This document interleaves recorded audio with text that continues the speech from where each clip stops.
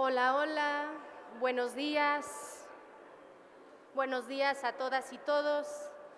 Me encanta que ya hay conversaciones, ya hay conexiones que se están haciendo. Ahí está Carla, firmando libros. Todo me encanta.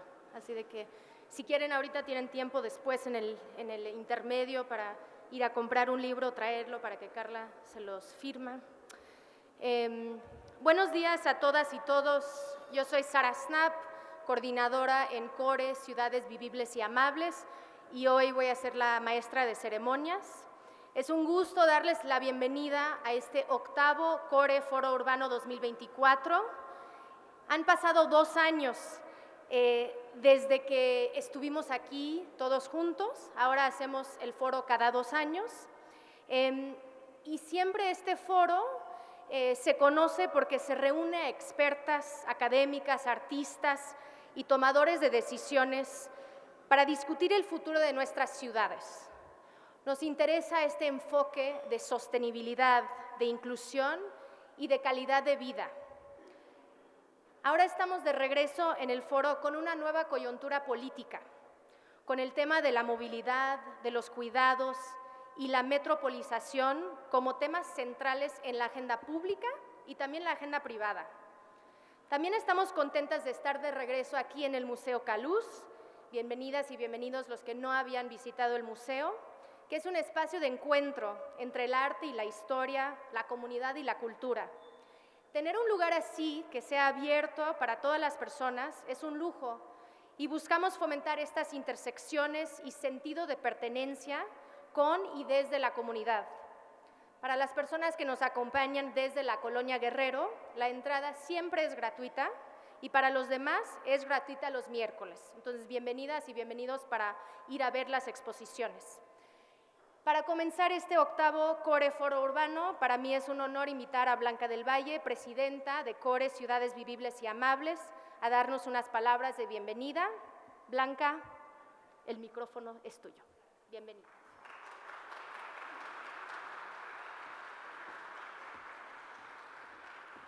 Muchas gracias, Sara.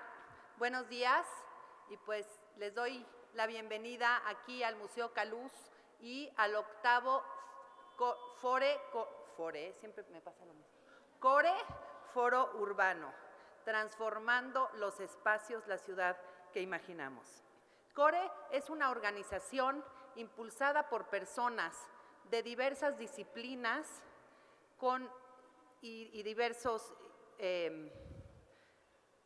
¿cómo se dice? Pasados, de diversas disciplinas, enfocadas en una sola cosa, y es en mejorar nuestras ciudades, hacer las ciudades vivibles, más amables y más equitativas.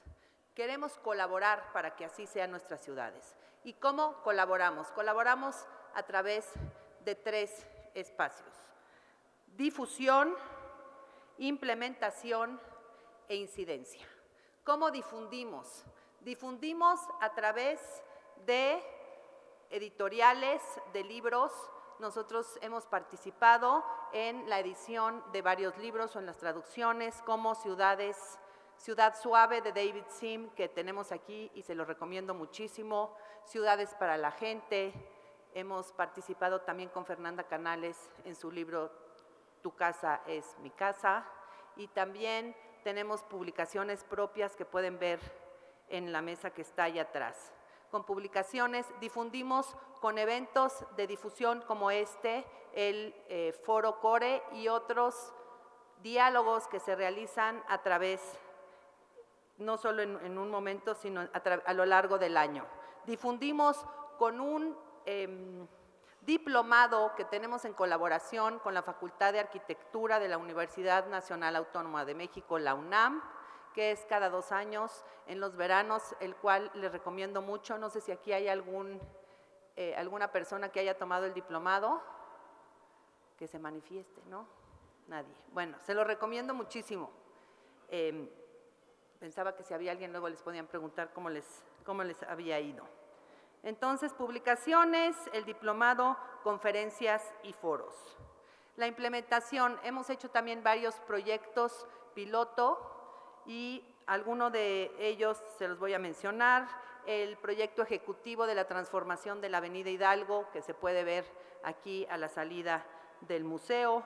Tenemos escuelas de agua, participamos en redes comunitarias en algunas colonias y el proyecto Movin que presentamos hace 2 años, que es un proyecto de movilidad interinstitucional, planes de movilidad interinstitucional en el Corredor Reforma, donde participan varias empresas. Todo esto lo hacemos en colaboración, no lo hacemos solo, participamos con organizaciones de la sociedad civil, con empresas y con universidades. ¿Qué queremos? Mejores ciudades. ¿De qué queremos hablar en CORE? De densidad, de nuevas centralidades, de mejor movilidad, de ciudad centrada en las personas y no en los automóviles. Queremos que se hable más de mejora en el transporte público, no de segundos pisos o de pasos a desnivel. Queremos que se hable de la ciudad de cuidados, de más banquetas y menos carriles para coches, de más espacios públicos y parques y menos estacionamientos. De todo esto hemos hablado en CORE y vamos a hablar aquí, hoy. Transformando espacios, la ciudad que imaginamos. Yo los invito a que piensen qué pueden aprender hoy para transformar los espacios que están a su alrededor, pero principalmente su propio espacio. ¿Qué puedo hacer yo para que nuestra ciudad pueda ser más vivible, más amable y más equitativa? Todos tienen ahí la agenda, creo que no vale la pena que se las repita, pero tenemos invitados de lujo, conferencistas, especialistas, diversos temas y espero que lo disfruten mucho. Muchas gracias.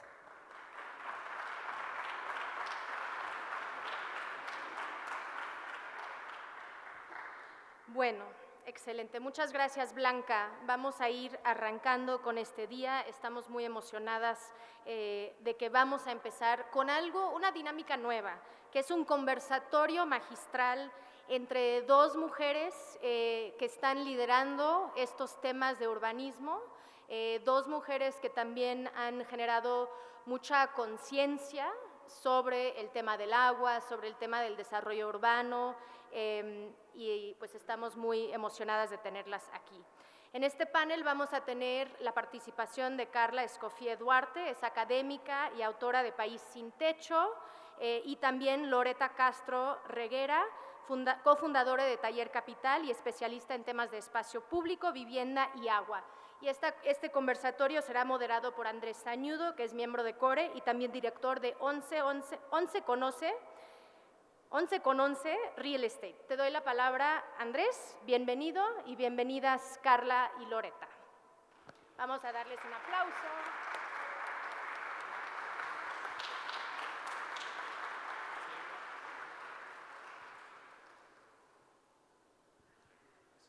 Si quieren los voy a... ¿Puedo guardar?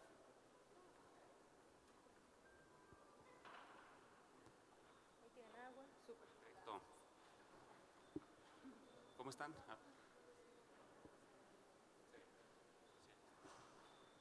Hola, hola a todos. Bueno, primero, gracias a todos por venir. Muy buena entrada para la primera charla. Y con mucho gusto estar aquí. Ya las presentó Sara, a Carla y a Loreta. No voy a abundar un poco más, pero Carla es llamémosle experta en derechos humanos y tiene un libro muy bueno que se llama País sin Techo, en donde aborda esto, pero desde la perspectiva de la crisis de la vivienda. Y Loreta, fundadora de Taller Capital, pero con mucha experiencia tanto en la parte de diseño, digamos, arquitectónico o de proyecto, y también en la promoción de distintas intervenciones, tanto de infraestructura como de desarrollo inmobiliario también, ¿no?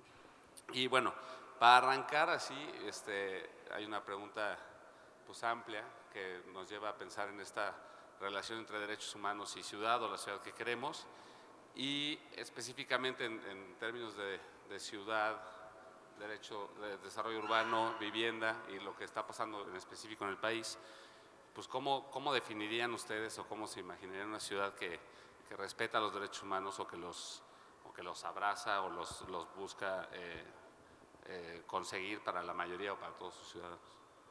Y Bueno, pues muy buenos días a todos. Gracias Andrés y Carla y gracias a Core por la invitación y a toda la organización. Y bueno, esa pregunta creo que está increíble para poder empezar a hablar de ciudad, empezar a hablar del derecho a la ciudad y de qué hace el derecho a la ciudad, que muchas veces se nos olvida porque no nos damos cuenta que a veces no tenemos ese derecho y nacimos en una ciudad que dificulta el derecho a la ciudad, ¿no? Pero si yo tuviera que decir qué es lo que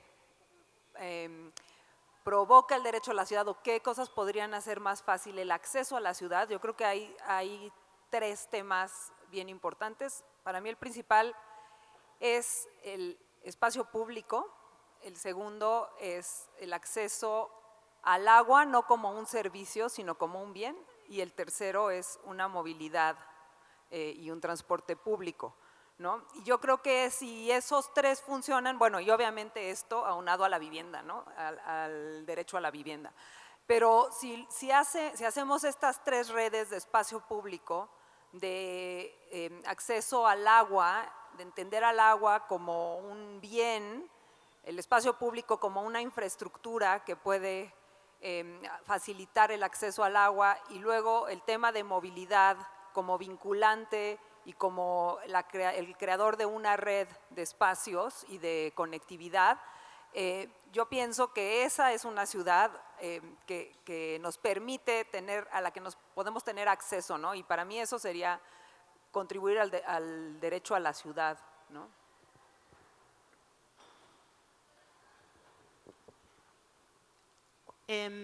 Bueno, antes que nada, muchas gracias por la invitación y a todas y todos por estar acá. Bueno, yo creo que de entrada tenemos que pensar que la ciudad nos la han presentado como una botella de agua.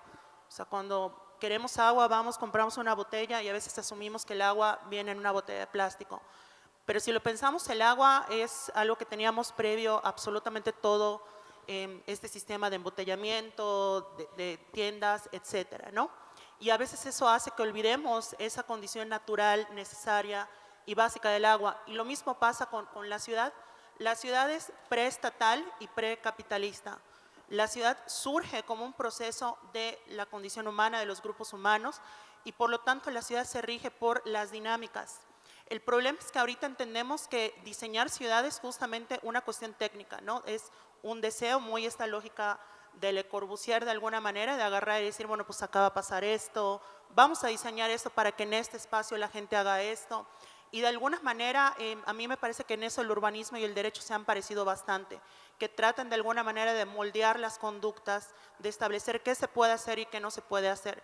De hecho, yo por eso sostengo que el urbanismo de alguna manera son las leyes que están escritas en piedra, en los espacios, ¿no? Una banqueta muy cerrada, muy perfilada, muy estrecha, de alguna manera te está indicando no puedes pasar, o puedes pasar acá, pero solo si es estrictamente necesario, o puedes pasar pero no con carriola, o puedes pasar pero no con silla de ruedas, o puedes pasar pero no platicando con alguien al lado tuyo.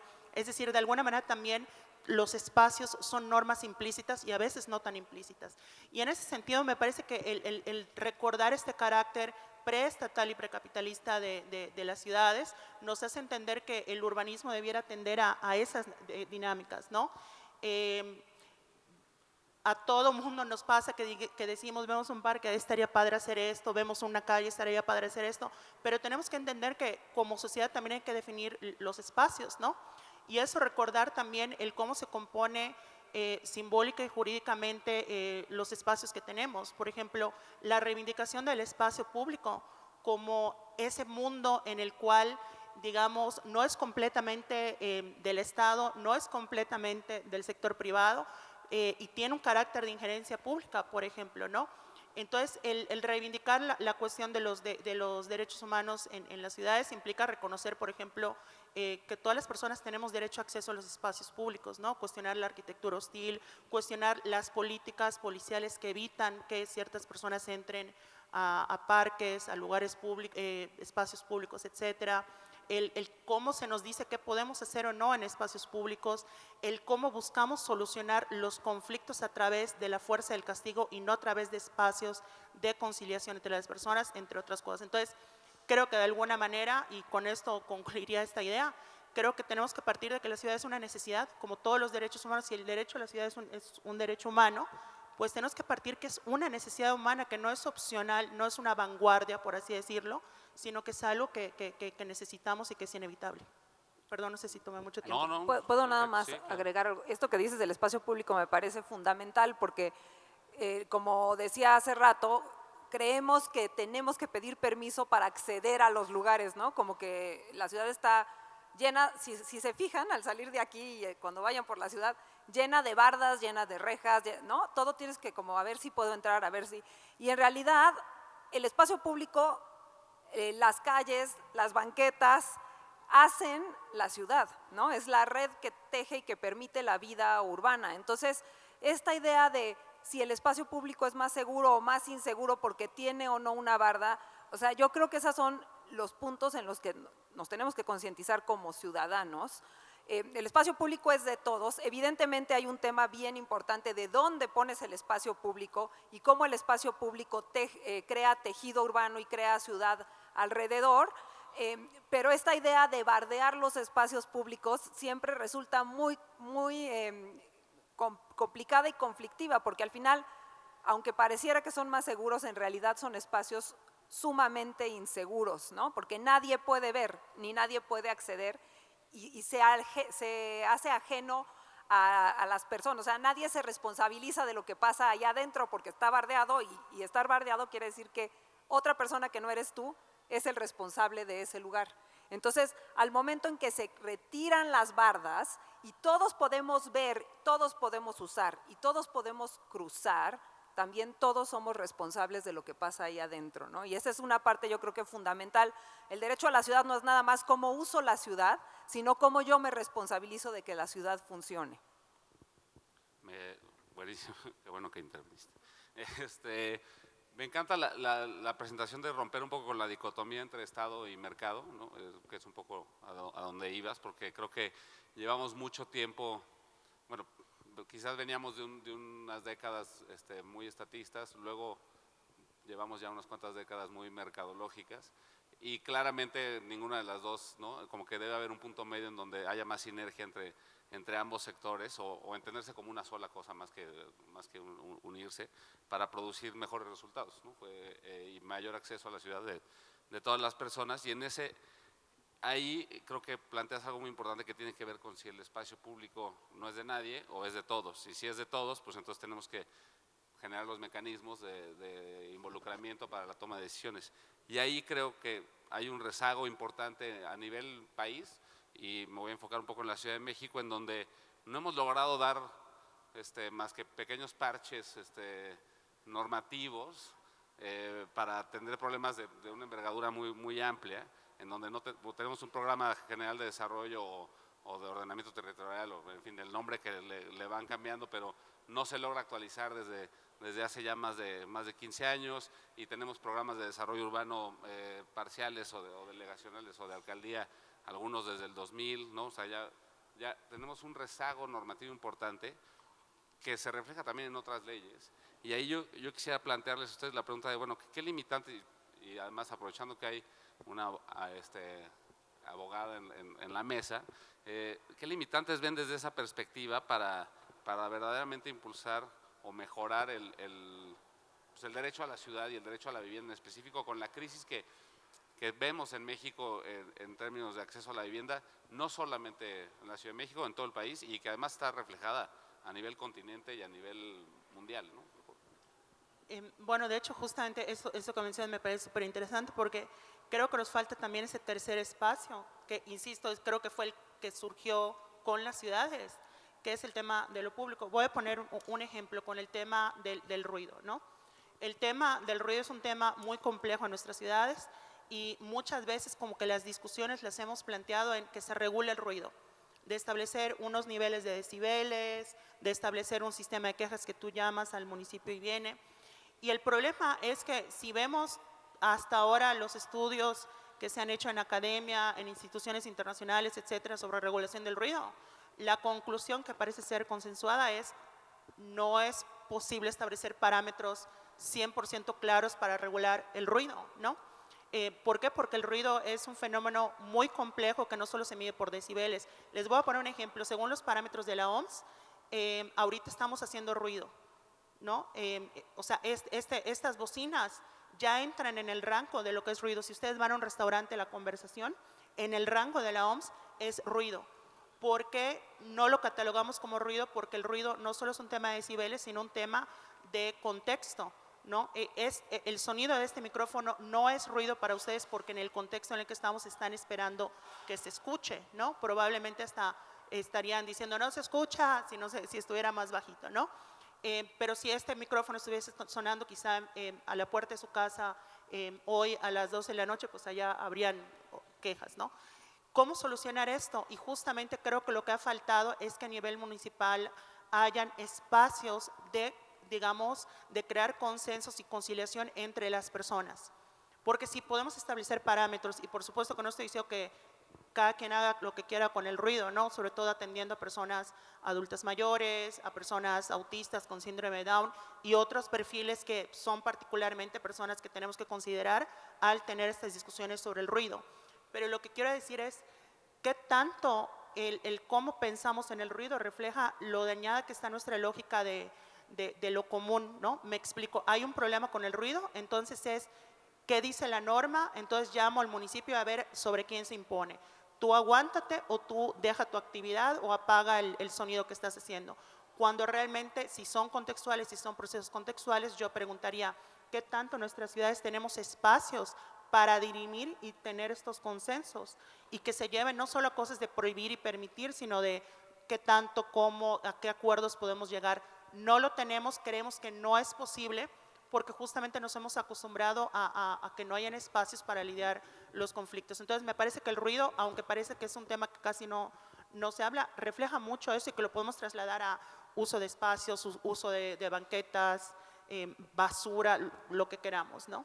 Sí, bueno, yo diría que incluso hay una, o al menos percibo yo, y no sé ustedes, pero percibo una parálisis hasta cierto punto por un lado, por huirle al diálogo abierto y perdón, me dicen que no se oía tanto, por huirle un poco al diálogo abierto y a esa participación. Entonces, como no generemos ese espacio porque entonces no podemos hacer las cosas, pero luego vienen las quejas por intentar hacerlas y tampoco se hacen las cosas. Entonces estamos como que ni avanzamos en el sentido de decir hacia dónde, ni en que sucedan cosas. Y ahí yo diría, la parte de los proyectos de infraestructura o las intervenciones puntuales desde el diseño, y aquí en el CORE hemos tratado a través de los años de tratar de incidir también a través de proyectos piloto, ¿no? O de buscar hacer, pues, llamémosle excepciones ¿no? O contextos específicos donde, a ver, vamos a hacer algo aquí,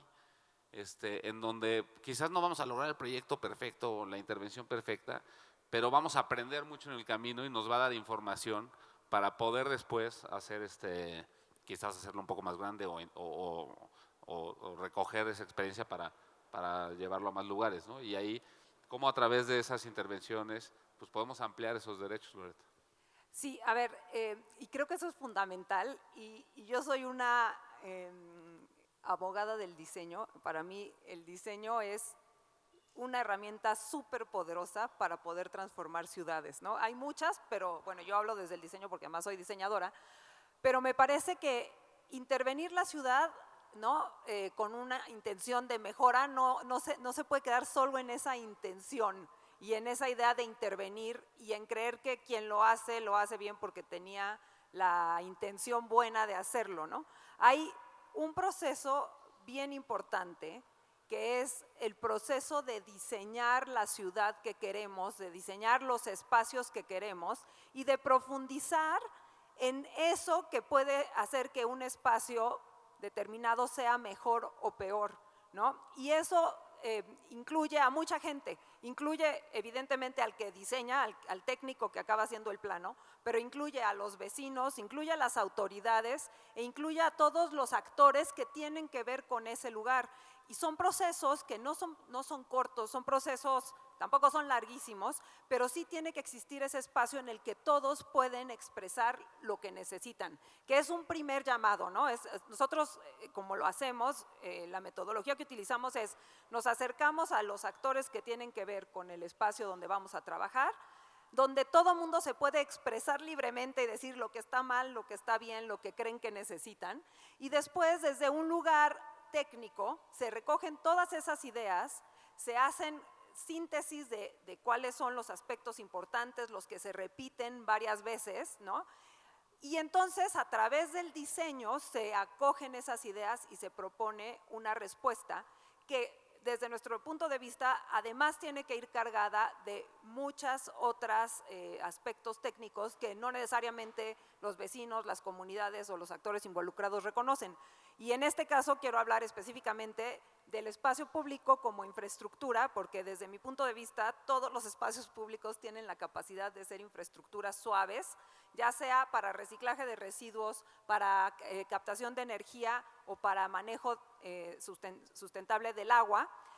Y en ese aspecto es donde entra toda la parte técnica, desde las ingenierías, y el diseño obviamente de paisaje, el diseño urbano, y entonces los proyectos que salen son proyectos que consideran lo que necesitaban las comunidades, lo que necesitan los actores, en este caso gubernamentales, la iniciativa privada si es que tiene que ver con ese espacio, pero además dan un servicio extra que tiene que ver con un manejo de otras cosas que no necesariamente hacen los espacios públicos del siglo XX, ¿no? Que son estos espacios que nosotros pensamos que solo son para embellecer la ciudad y para usarlos de manera recreativa. Y yo creo que ese uso tan sectorizado del espacio público y de la ciudad es lo que ha hecho que nos dejemos de involucrar como ciudadanos, como habitantes de las zonas urbanas, con nuestras ciudades, porque solamente dan una respuesta en una línea única y en una única capa, que es que se vea bonito, ¿no? Entonces, mantener algo para que se vea bonito quiere decir que cuesta mucho dinero, porque es la única función que tiene, pero si de pronto no es solamente que se vea bonito, sino que ese espacio o esa plaza además capta todo el agua de lluvia durante la época de lluvia, para que en época de secas yo pueda tener acceso al agua, ¿no? Cambia la cosa, porque entonces el vecino que no tiene agua en época de seca se va a encargar de que ese espacio esté limpio, porque el agua que está ahí la usa, ¿no? O si ese espacio además tiene un lugar para que yo pueda echar mi basura orgánica y después tener composta para el mismo espacio público, pero también para las macetas de mi departamento, pues también me voy a encargar de que ese lugar esté bien cuidado. Entonces, al final, lo que necesitamos es una ciudad que nos involucre. Y por eso decía yo hace rato una responsabilidad compartida, porque no es nada más el que la diseña o el que la administra, sino el que la vive, que también es responsable de que ese espacio esté cuidado, porque al final la ciudad es una extensión de nuestra casa, ¿no? Y no es responsabilidad solamente de un sector, es una responsabilidad de todos los que vivimos la ciudad, ¿no? Claro, y ahí siempre digo, toda actividad humana sucede en un espacio, ¿no?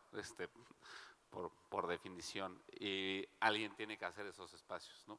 Se pueden hacer en propuestas mixtas, o se pueden hacer a través del interés privado o del mercado, o las puede hacer directamente el Estado, ¿no? Y hemos visto ejemplos de todas estas posibilidades en México y en el mundo, y podríamos optar y decir, bueno, que el Estado haga todo, ¿no?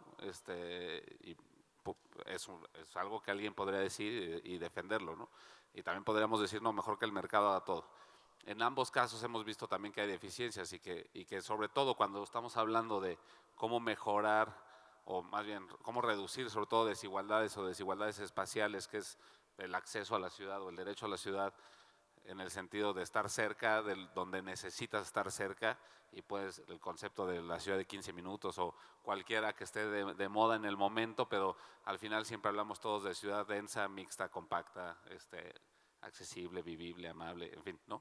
Esa ciudad que en principio en teoría estamos de acuerdo en que queremos lograr, pero después no damos el paso a la ejecución, y en esa, ahí un poco lo que quería plantear es, voy a hacer unas cuentas rápidas para efectos didácticos y muy redondeadas. Aquí veo algunos colegas desarrolladores, pero hacer 1 metro cuadrado de construcción hoy en día en la Ciudad de México, en la zona central, con las condiciones estructurales de cimentación y implicaciones, en un plan barato o no costoso, cuesta más o menos entre 15 y 18 mil pesos el metro cuadrado, y esto no es vivienda de lujo, ¿no? Esto es vivienda media, digamos. Hacer 100 metros cuadrados entonces cuesta entre 1 millón y 1.800.000.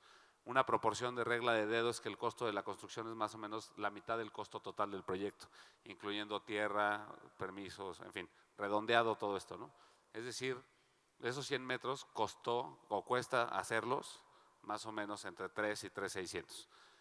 Eso, si tú das un anticipo y después una hipoteca, tu hipoteca va a ser más o menos del 80% de eso, es decir, 2,5 millones a 3.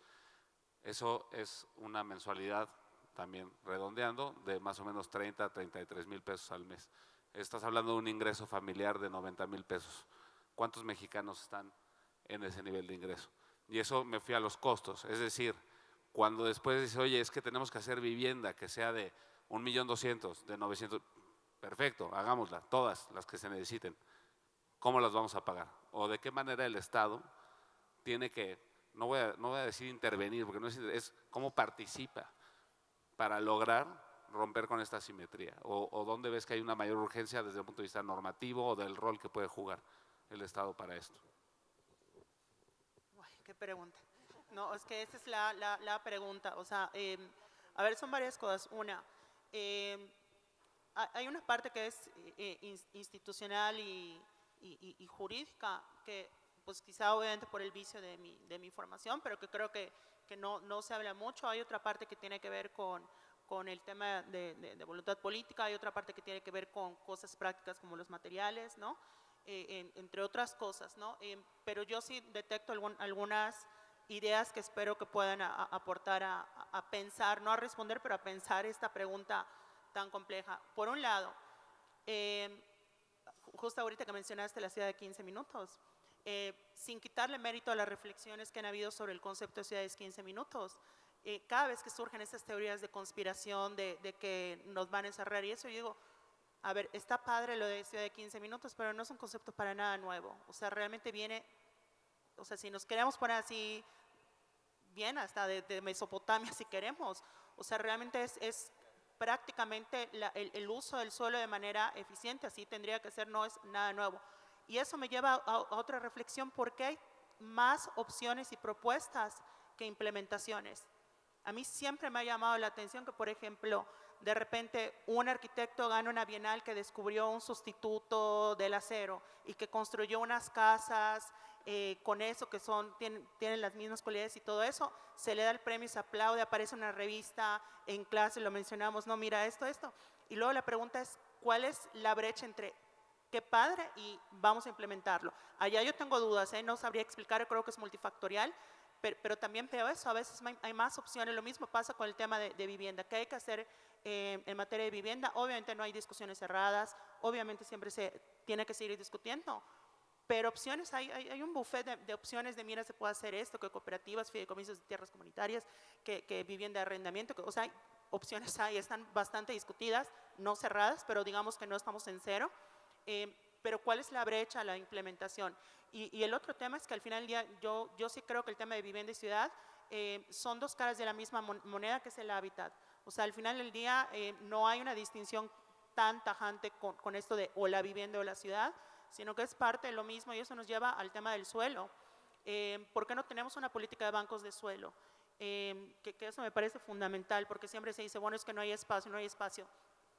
Más bien es que no hay mecanismos para generar el espacio. A mí me parece que debiéramos estar volteando a ver la experiencia que tiene ahorita Ecuador con su política de bancos de suelo, que lo que están haciendo es separar ciertas hectáreas y ciertos terrenos para proyectos de vivienda estratégicos, cooperativas, vivienda pública, etcétera, ¿no? Porque eso no se está haciendo. Y el otro punto es, me parece que hay un diseño fallido en México con el que siempre vamos a tropezar, que tiene que ver con el tema de los municipios. Y con esto ya me callo, pero muy, muy brevemente y sin aburrirles con cosas legaloides. Pero el artículo 324, no es cierto, no, pero según la Constitución mexicana, el municipio es la base del desarrollo territorial, ¿no? Entonces se va a organizar del municipio, luego a nivel estatal y a nivel federal, aunque a nivel federal van a haber algunas bases genéricas del régimen de propiedad, del tema agrario, etcétera, sobre el cual pueden operar los municipios. Es como un ciclo, así como el ciclo del agua. Piensen que es más o menos de esa forma, ¿no? Las nubes dependen de por dónde pasa el río, pero la caída del río va a depender por dónde pasan las nubes. Más o menos ese es el desarrollo territorial. Y acá el problema es que hablamos de los municipios como si fueran lo mismo. Según un dato que no sé de dónde lo sacan, yo he buscado, pero se dice como popularmente que San Pedro Garza García es el municipio más rico de América Latina. No sé si es por el PIB, no sé si es por el ingreso, lo que sea. Pero se dice que es el más, al menos simbólicamente sabemos que es, y yo sí creo que probablemente es el municipio con más personas ricas, al menos de México. Pero también tenemos Tatsiu, que según Oxfam es el municipio más pobre de América Latina, Tatsiu, que es de Yucatán, ¿no? Entonces, cuando hablamos de los municipios tienen esta responsabilidad, hay que hablar con los municipios. Estamos hablando de San Pedro Garza García y de Tatsiu, ¿no? Yo he estado en ambos municipios y les puedo decir que son países radicalmente distintos, y no me refiero porque unos hablan aporreados y otros norteños. Me refiero a que hay una diferencia de que en Tatsiu el municipio es, digamos que es un cargo público que no tiene realmente una institucionalidad para operar, ¿no? O sea, de las mismas instalaciones, etcétera, no tienen cómo recaudar ningún impuesto, no tienen absolutamente nada. Y en San Pedro Garza García tienes un municipio que está recaudando impuestos a varias empresas internacionales que su sede la tienen allá y no acá en Ciudad de México. Entonces, esa es la realidad. Entonces, ¿cómo hacemos? Y además, que no nos metamos a municipios de gestión indígena, que tienen un sistema normativo indígena, que por supuesto no creo que la solución sea occidentalizarlos, imponerles, sino cómo pensar un desarrollo territorial, ya no desde el municipio, sino desde esa diversidad de municipios, para que realmente ese esquemita que parece un ciclo del agua cuando vemos cómo lo cuenta la Constitución, sea realmente viable, ¿no? Bueno. Yo tengo que también contestar. Sí. A ver, es una pregunta súper compleja. Creo que podría estar muy de acuerdo en el tema de bancos de tierra, ¿no? En que la ciudad no se hace esos bancos de tierra, y sobre todo en que la necesidad de vivienda, que decíamos de 40 millones de viviendas o 30 millones de viviendas, ¿no, Carla? Hay de déficit actualmente en nuestro país. Pues al final la gente se hace el espacio, ¿no? Y por eso el 65% de nuestras ciudades son ciudades informales. Entonces, a fin de cuentas, pues no hay suelo designado, pero la gente necesita suelo para habitar y el suelo lo encuentra. Entonces yo creo que ahí hay como una ruptura entre lo que quisiéramos que fuera, ¿no? Y lo que es. Y cuando nos volvemos súper rígidos en decir, no, es que no está cumpliendo con esto y hay que poner 800,000 regulaciones y códigos y reglamentos, lo único que sucede es que eso no se respeta, ¿no? Y se rompe, porque de todas formas la gente tiene que vivir bajo un techo y la gente se hace su techo en donde puede. Entonces yo creo que ahí hay como una discusión importante, ¿no? Y esto también lo platicaba el martes en una mesa que hubo en la UNAM, sobre, en este caso era sustentabilidad, ¿no? ¿Cómo hacemos para que las nuevas construcciones todas cumplan con un reglamento de sustentabilidad?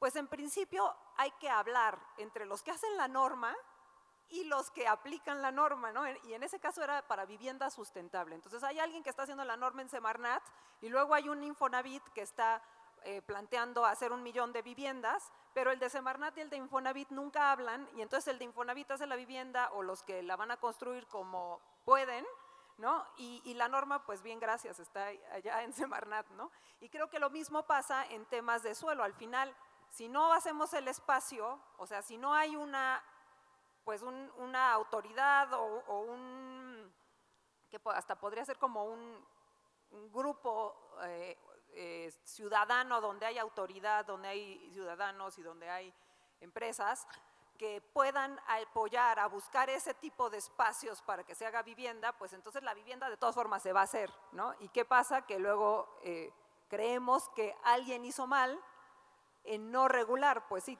todos hicimos mal por no pensar que la ciudad es de todos al final, ¿no?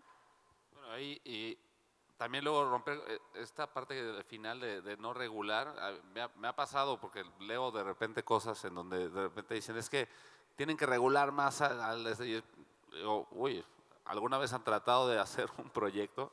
Creo que no hay, o sea, puede estar bien o mal, pero regulado está y bastante, ¿no?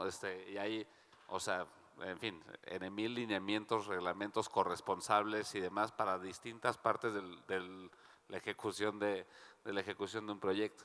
Pero quizás hay que cambiar ahí ciertas cosas. Ahí, lo de los bancos de suelo, digo, habemos algunos aquí que llevamos mucho tiempo tratando de impulsar o de sugerir, o en fin, en distintos foros, pues decir, oye, el Estado tiene que generar bancos de suelo, el Estado o las cooperativas también, ¿no?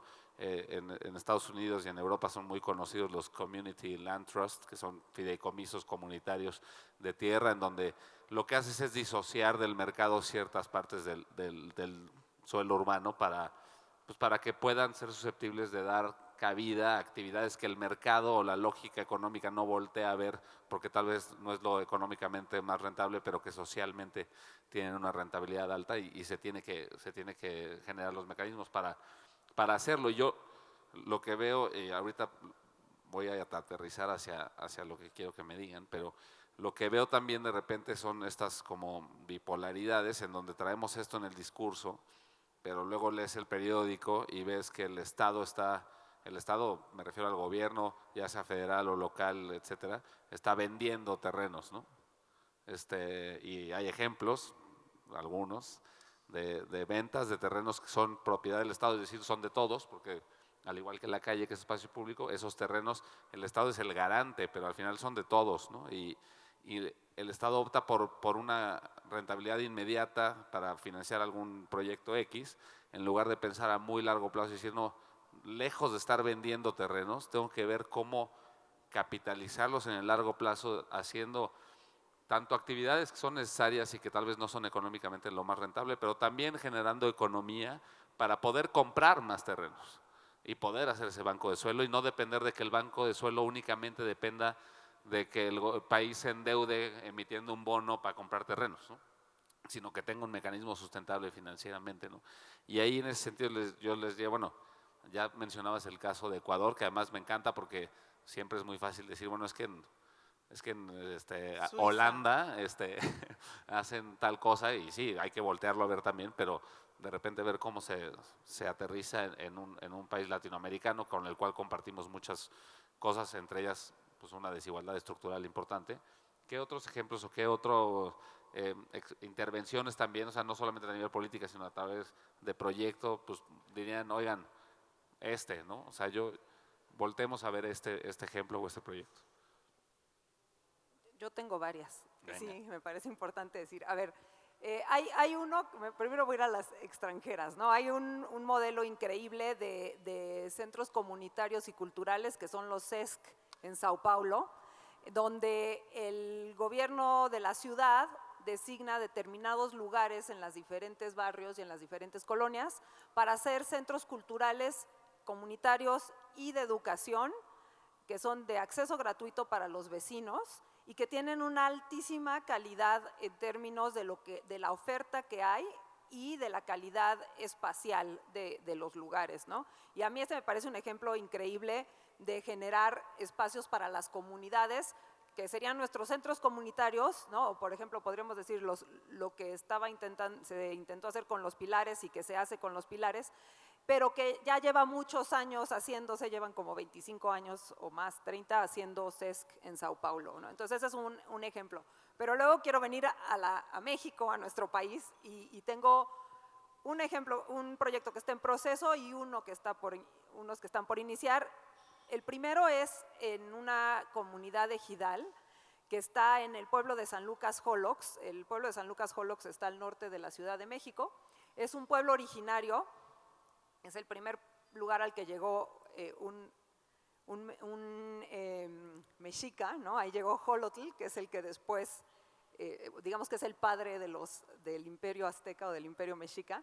Y este pueblo es territorio ejidal prácticamente, y tenían un tema grave de inundaciones. Y había un predio enfrente del encharcamiento, que era un predio del ejido, y entonces el ejido se organizó para que ese predio se utilizara como un espacio para contener el agua que inundaba la calle, a la vez que se convirtiera en un centro comunitario.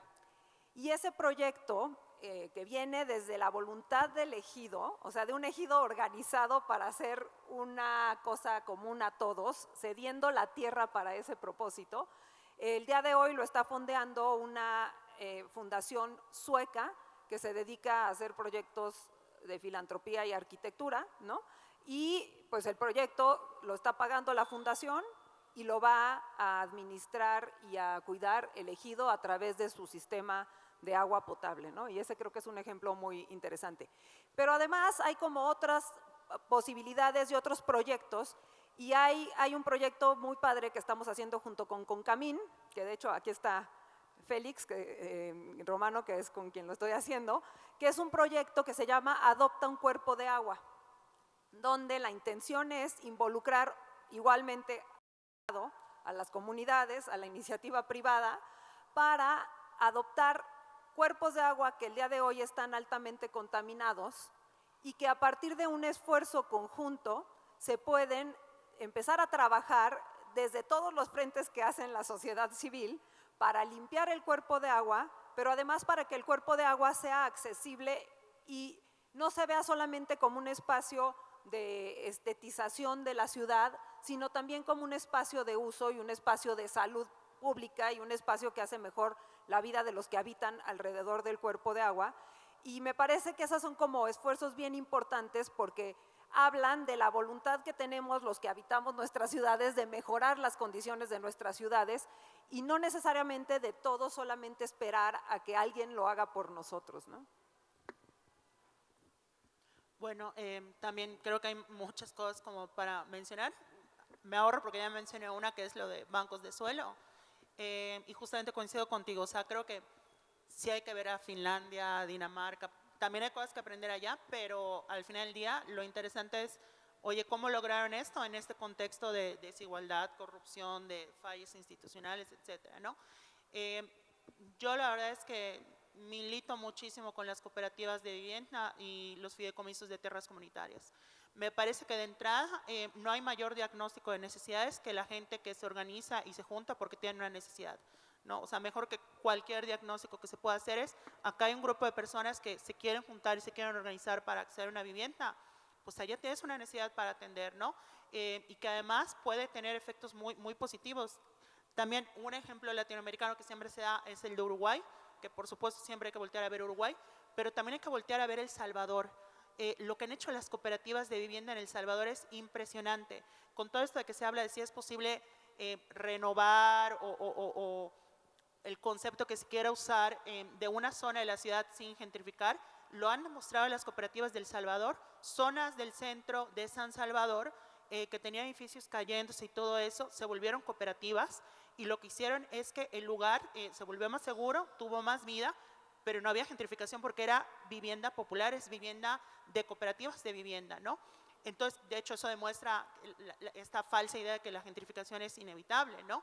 Entonces, me parece que las cooperativas y los fideicomisos de tierras comunitarias son súper indispensables y que además con los fideicomisos que mencionaste también, hay una experiencia que a mí me parece muy representativa, que es la de Perú. En Perú, cuando se habló de fideicomisos de tierras comunitarias, pues, ¿qué fue lo primero que varias personas pensaron? No, es que hay que hacer una reforma a la ley tal de tierras, a la de vivienda, no, es que eso va a estar difícil porque es hacer toda una legislación, etcétera. Y hubo gente en Perú que agarró y dijo, oigan, el Código Civil dice esto, la legislación de fideicomisos dice esto, la legislación de vivienda dice esto, si lo juntamos, ¿se pueden ya hacer acá en Perú? O sea, junto amarillo con azul me va a dar verde. No tengo verde, pero sí amarillo y azul. Y fíjense que algo que hemos estado también explorando allá en la Facultad Libre de Derecho de Monterrey es que justamente el marco legal en México también les permiten ya. Entonces, en Perú se activó esa posibilidad sin reforma. No se tuvo que hacer una reforma, un cabildeo, era solo la creatividad de decir, es que sí podemos. al final sí se hizo una pequeña reforma, que fue que a la ley de vivienda agregaron un artículo que decía se podrán hacer fideicomisos de tierras comunitarias conforme a la legislación y ya. Y si me preguntan, hasta innecesaria. Entonces, lo que quiero decir es cómo incluso no todo tiene que ser por esa lógica, digamos, de reformar, de mover la piedra. Hay veces que sí es necesario. En el caso de cooperativas de vivienda en México, creo que sí urge una reforma en el tema y eso es lo que no se está volteando a ver. Pero hay cosas que también pueden ser con creatividad, ¿no? Y creo que a veces eso nos falta muchísimo, sobre todo, y acá lo digo como una pedrada a mi gremio, sobre todo a las personas abogadas, ¿no? Porque urbanistas, arquitectos se voltean y nos preguntan y no, esto no se puede. Bueno, muchas veces sí se puede, solo es falta de creatividad. Buenísimo, muchas gracias. Aquí nos encanta también abrir el micrófono al público y vamos a iniciar con unas preguntas. ¿Como cuántas tenemos tiempo?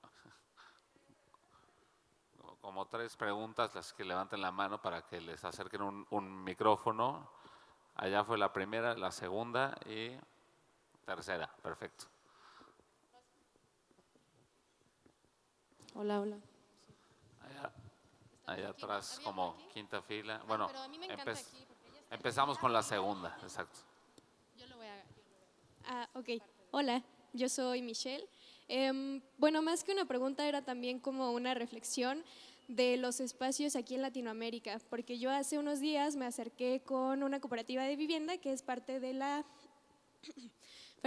Organización Popular Francisco Villa de Izquierda Independiente, que está en Acapatzingo. Es una cooperativa de vivienda que se inició en los 70s y en los 80s tomó más forma después del terremoto del 85.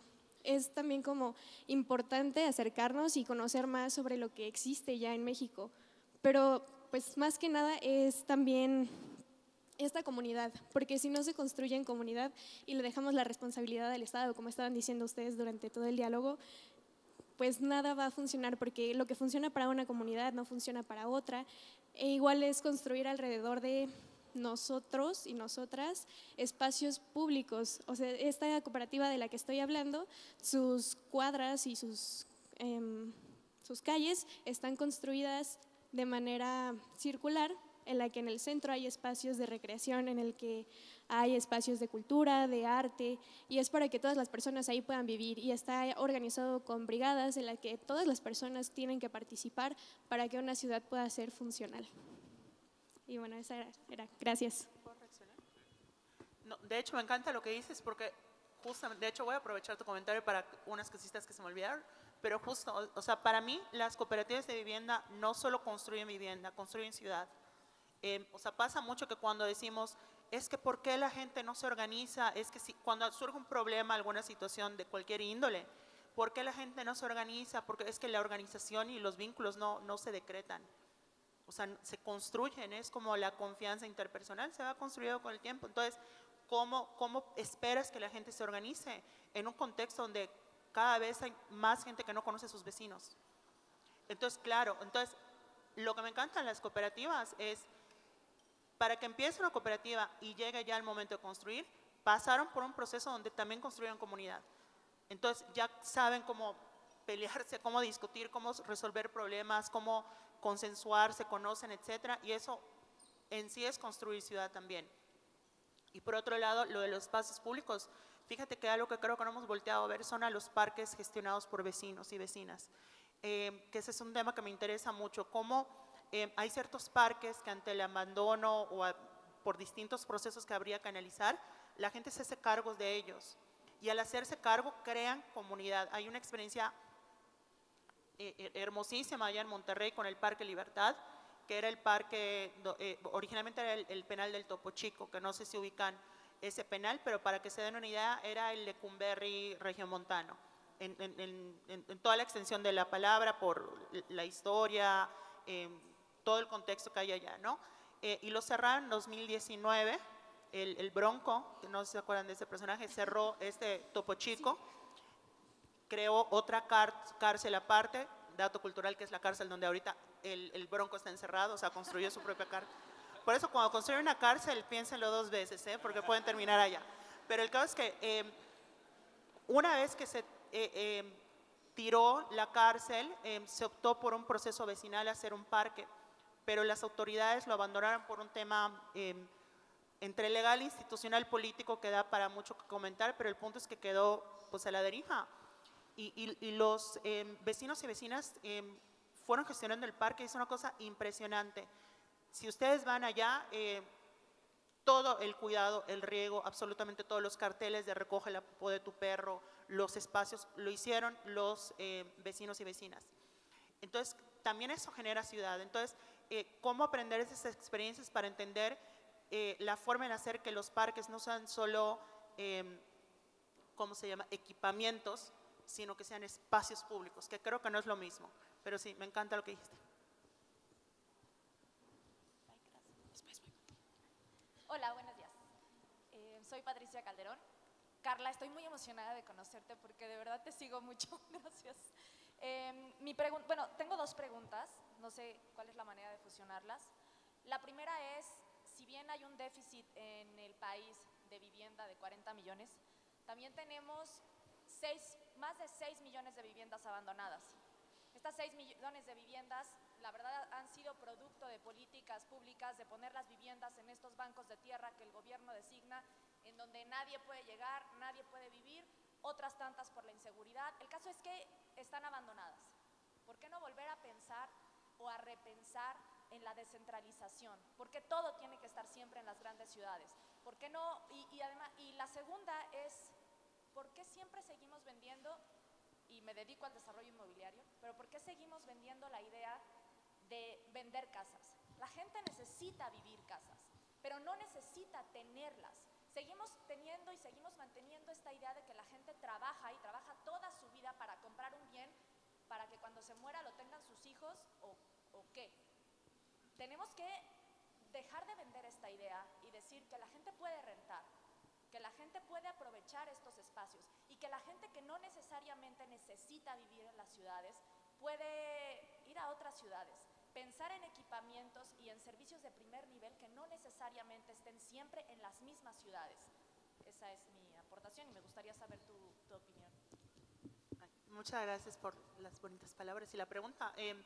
Te comento rapidísimo, a ver, me trae mucha reflexión lo que dices. Por un lado, así como dije lo de municipio, digo lo mismo de ciudades, porque hablamos de ciudades y vivienda y todo el mundo pensamos en nuestro contexto. Les voy a poner un ejemplo, se dan cuenta que yo no mencioné alcaldías. O sea, pero porque yo cuando hablo de vivienda y ciudad estoy pensando en Monterrey y en Mérida, ¿no? Pero porque es mi contexto, ¿no? Estoy pensando así en Monterrey, que el metro y que no sé qué y todo eso. Que es normal, ¿no? Pero eso nos lleva a una reflexión cuando hablamos de vivienda y ciudad, sobre todo a nivel país. Tenemos que pensar en todas las necesidades y eso incluye la vivienda rural, la vivienda indígena. O sea, no todo el mundo quiere vivir en ciudad, no todo el mundo quiere, necesita o tiene que vivir en una ciudad. De hecho, incluso han habido hasta resistencias y críticas de varios pueblos indígenas, campesinos, etcétera, al concepto de derecho a la ciudad, porque lo que han dicho, entonces tenemos que volvernos una ciudad cuando no queremos esas dinámicas. Y es muy provocador esa reflexión, ¿no? Entonces, por supuesto que eso lleva también a pensar, claramente no, el objetivo no es, y lo digo con todo el respeto espero que no me saquen, no, el objetivo no es vivir en Ciudad de México, a eso me refiero, no, o sea, no, ni que todo sea Ciudad de México, ni que todas las ciudades sean Ciudad de México, ¿no? Por ejemplo, Aguascalientes, que me parece que es una ciudad que tiene mucho potencial en varias cosas, la meta no es que sea Ciudad de México o Monterrey, por favor que no sea Monterrey, sino que sea, quiero mucho a Monterrey, pero también a Mérida y por eso critico a ambos.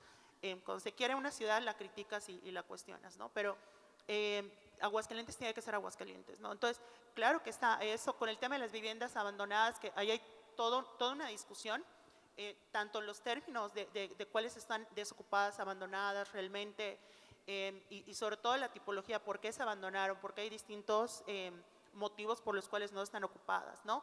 Y de esos motivos nos lleva a la idea de qué se puede hacer con ellas, ¿no?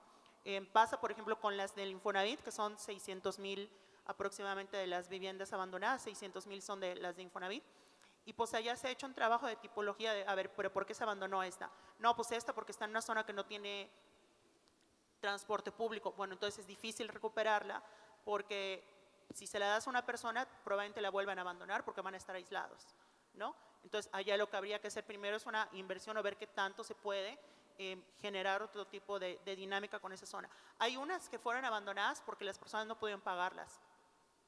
Entonces, esas son muy susceptibles de recuperación, por ejemplo, ¿no?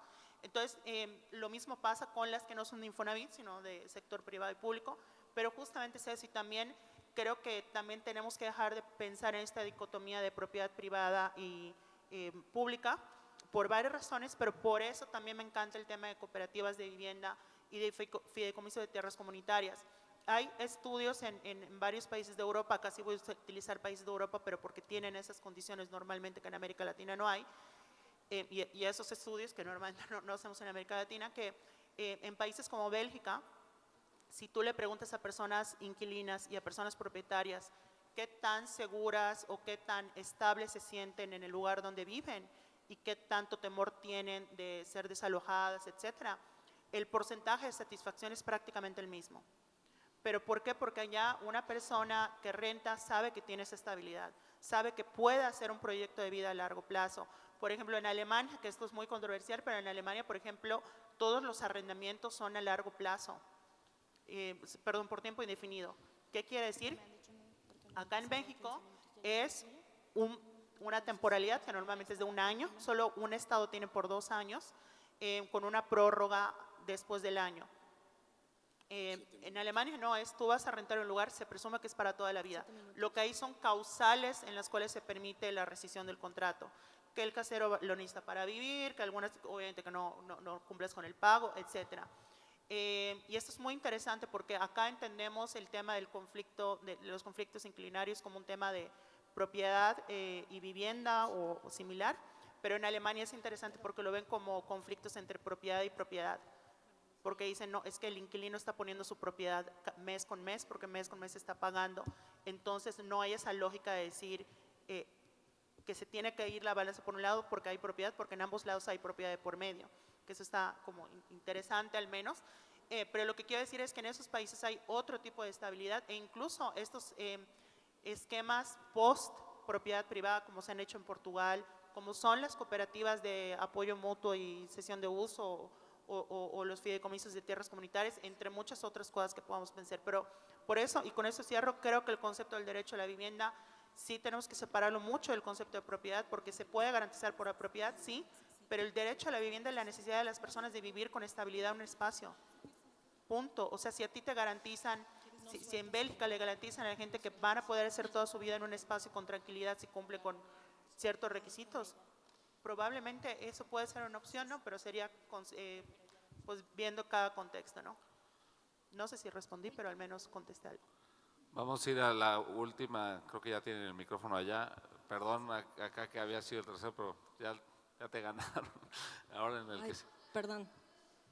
O bueno, o contesten rápido, ¿no? Bueno, es muy rápido. Es más un comentario a Loreta, que me encantó este proyecto. Perdón, soy Carol Godard, soy artista plástica y soy pedagoga. Me encantó ese proyecto que comentaste de Brasil, se me hace súper interesante y me hace recordar y pensar que en nuestro país tenemos también proyectos muy similares con lo que es la creación de museos comunitarios. No sé, obviamente yo creo que estás como al tanto de este tema, porque son proyectos que abordan varios puntos, entre ellos justamente este trabajo conjunto entre las autoridades y el pueblo, los vecinos, ¿no? Son proyectos muy nobles que además crean mucha identidad, ¿no? Y de alguna manera crean conciencia respecto al cuidado del ambiente, del aspecto visual y sobre todo es el efecto del museo, que es resguardar las partes importantes de cada comunidad, ¿no? Entonces, ese proyecto que tú comentas, creo que de alguna manera en nuestro país también tiene un impacto, ¿no? Y se está llevando a cabo a través de estos museos comunitarios. Bueno, muchas gracias, Caro. Sí, y un poco hablar de estos espacios donde la gente se reúne, porque al final, para hacer cooperativas y para hacer grupos de personas necesitas el espacio donde las personas se conozcan, ¿no? No necesariamente va a ser, si nos quedamos solamente con la idea que lo va a hacer un pueblo organizado o un grupo de trabajadores que a lo mejor se conocieron en donde trabajan, pues entonces acotamos muchísimo las posibilidades de hacer cooperativa, ¿no? Y cuando damos pie a que la misma ciudad genere esos lugares de reunión y de conocernos, pues entonces es mucho más fácil organizarnos para tener este tipo de opciones, ¿no? Que creo que la cooperativa, las viviendas en cooperativa también son como súper exitosas y son una posibilidad. Y el tema igual de las rentas, ¿no? Pero yo mientras tú hablabas me preguntaba, a ver, sí, hay como ejemplos increíbles en Austria también, en Barcelona, donde tú puedes tener la confianza de que vas a estar en tu espacio, pero porque también tienes la confianza que tienes un trabajo constante y un salario que va a pagar siempre tu renta, ¿no? Pero luego lo que pasa acá es que no necesariamente tienes esa certeza. Y creo que ahí hay un tema que vale la pena también como explorar y discutir en esos casos cómo es ese acceso, ¿no? Y creo que eso es pues también algo importante que dejo así en la mesa para pensarlo porque ni yo sabría. Ahí vamos a la última, si nos va a dar tiempo, con no sé su nombre, pero con él. ¿Qué tal? Buenos días. Mi nombre es Rafael. Son dos preguntas concisas. ¿Cómo diseñamos la ciudad a partir de la Constitución? Y la segunda es, ¿qué necesitan los inmobiliarios para incluir vivienda asequible en sus desarrollos? De la Constitución. No, para quien quieran, digo. ¿Cómo diseñas la ciudad a partir de la Constitución? No la diseñas a partir de la Constitución. O sea, insisto, creo que la ciudad es un fenómeno. Entiendo de dónde va tu pregunta, ¿no? O sea, a ver, creo que, insisto, la ciudad es territorio y suelo, entonces es pensando todos los artículos que tienen que ver con la gestión del suelo y la gestión municipal, que es un poquito lo que yo comentaba, pero el diseño como tal, o sea, es un diseño institucional de facultades, de regímenes, pero la ciudad como tal, pues creo que es muy contextual, ¿no? Es incluso algo curioso, para darles una idea, me parece que esta lógica de que la ciudad es algo que se da. Exacto. Y que es incluso preestatal, está implícito en la legislación. Les voy a poner un ejemplo. Al menos hasta donde yo he visto en varios estados, no he podido revisar todo, ando en esa investigación, los parques no son creados por el Estado, son previos. Porque, por ejemplo, no hay una definición como tal de parque, solo hay una que digamos que está muy acotada, pero siempre toda la legislación en materia de parques del país plantea que los parques existen y el Estado reacciona, el Estado tiene facultades, etcétera. Entonces, el que es un parque, no hay un catálogo como tal de parques, ¿no? Y volviendo al ejemplo del Parque Libertad, al principio les decían, es que no pueden ser parque ustedes porque esto no está reconocido como parque, ¿no? Y una cosa que se planteó en respuesta fue, ¿qué parque está reconocido como parque? O sea, el parque es un hecho urbano, ¿no? Entonces, en ese sentido, creo que la Constitución no va a diseñar como tal, va a diseñar instituciones, va a diseñar reglas para que se puedan tomar esas decisiones. Y en ese sentido, yo reiteraría la parte de los municipios, o sea, que eso llevaría incluso a repensar por completo ya no solo funciones, sino la composición misma del municipio. Yo quiero decir algo al respecto, porque tenemos esta idea de que la ciudad se diseña y que la ciudad se crea en un espacio donde no hay nada, ¿no? Si la ciudad se hubiera diseñado siempre, o si hubiera una planeación urbana, la planeación urbana y el diseño de las ciudades es posterior a las ciudades, ¿no? Y nosotros tenemos esta idea del siglo XX, ¿no? Regresando a Le Corbusier, a Frank Lloyd Wright, de las ciudades, o sea, de la posibilidad de un gran ojo o de un arquitecto, un mastermind que puede diseñar una ciudad, ¿no? O sea, ese lugar creo que es un lugar muy equivocado. Se hizo en Estados Unidos, la respuesta el día de hoy es clarísima, es una desgracia, porque son ciudades que solo funcionan para el coche y que están completamente alejadas de los centros urbanos. De hecho, hubo una época en los años 60, 70 que los centros urbanos se murieron, tuvieron que hacer esfuerzos enormes para regresar a la gente a los centros urbanos y de todas formas ya habían desgraciado todos los suburbios. Entonces, esta idea de alguien que el diseño de la ciudad me parece que es muy equivocada y es de las cosas que tenemos que empezar a transformar en el siglo XXI. La ciudad se hace en el tiempo, no se hace de un golpe ni bajo una idea y una normatividad, sino que se hace conforme se va juntando y se van organizando justo las comunidades, ¿no? Y por eso en la ciudad griega el ágora era fundamental, la plaza era fundamental, porque de ahí parte la manera en la que creamos cómo va creciendo o densificándose o funcionando la ciudad, y que además tiene mucho que ver con los contextos específicos, ¿no? No es lo mismo diseñar Mérida o trabajar en Mérida que trabajar en Mexicali o que trabajar en la Ciudad de México. Entonces, ¿por qué tendría que haber una norma que dice cómo son todas?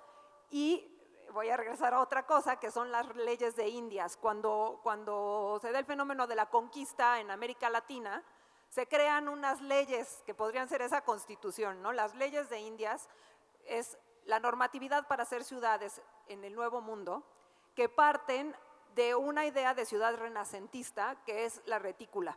Y entonces, si ustedes se fijan, todas las ciudades latinoamericanas están trazadas con una retícula. ¿Qué es lo que pasó como resultado de esa retícula? El día de hoy, que la Ciudad de México se inunda todo el tiempo, ¿no? Porque se sustituyó una ciudad de canales, de chinampas y de lagos por una retícula de plazas duras y de piedra, que no necesariamente tenía que ver con el contexto en el que está. Y lo mismo se puede decir de Santiago de Chile o de Mérida, ¿no? No hay una norma sola para hacer ciudad. Yo creo que sí puede haber lineamientos muy claros, ¿no? Ideas de cercanía, de transporte público, pero no una normatividad que generalice cómo deben de ser las ciudades, ¿no?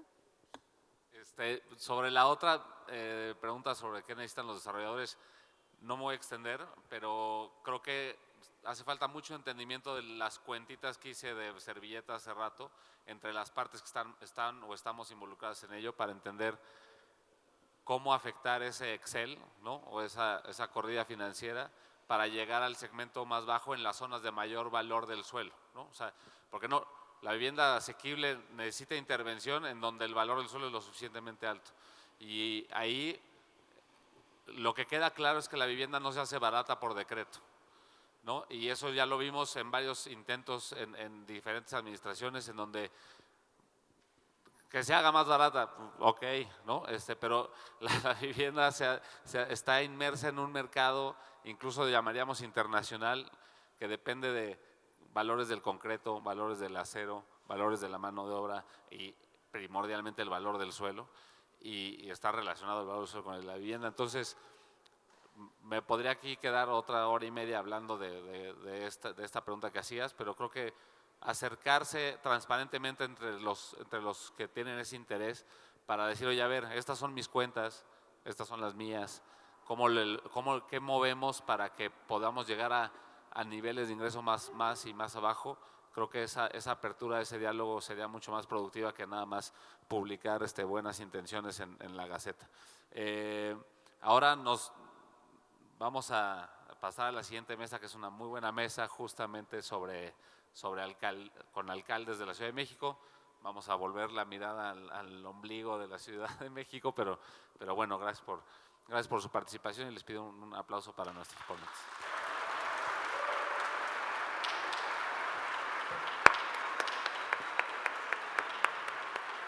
Muchas gracias, Andrés, gracias, Loreta, gracias, Carla. Tus cosas se ponen aquí atrás.